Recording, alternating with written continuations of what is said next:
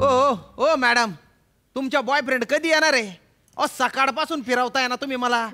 माझे पैसे द्या आणि जाऊ द्या बुवा मला. दादा,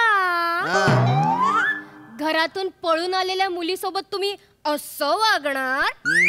बोलून तर असं राहिलीये जसं काय ऑलिम्पिक मध्ये पडण्याच्या शर्यतीत गोल्ड मेडलच मिळालंय बॉटला.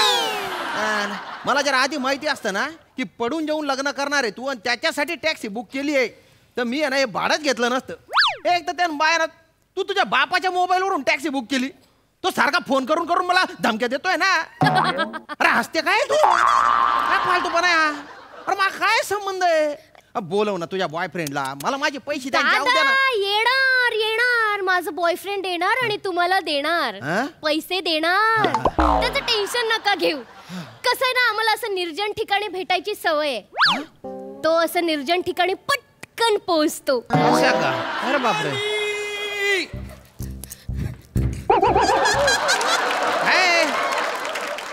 एवढी पण निर्जन जागा नाही आहे मी. भुशी, तुझा हात ठीक आहे ना भुशी? हा ओके. म्हणजे आता हातांची हे बघ ना, बोटांची वळवळ वळवळ होते.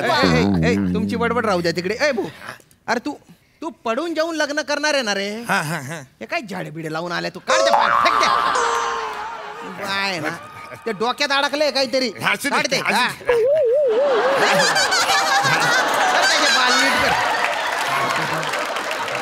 अरे पडून जाऊन लग्न करणार आहे ना तू? अरे काय प्लॅनिंग बिनिंग आहे का नाही तुझं?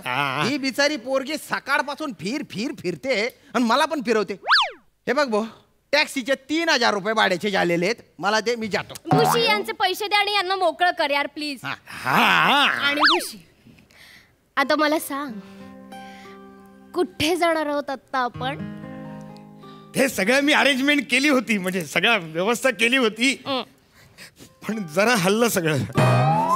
हल्लं? हा म्हणजे असं कधी हल्लं? भुशी, आज आपण मंदिरात जाऊन लग्न करणार आहे ना? हो, जायचं होतं देवळात. म्हणजे प्रॉब्लेम काय नाही झाला. म्हणजे देवाचा पण प्रॉब्लेम नाही झाला आणि देवळाचा पण नाही झाला. पण काय झालं, त्या भटजीने ना 500 रुपये दक्षिणा मागितली.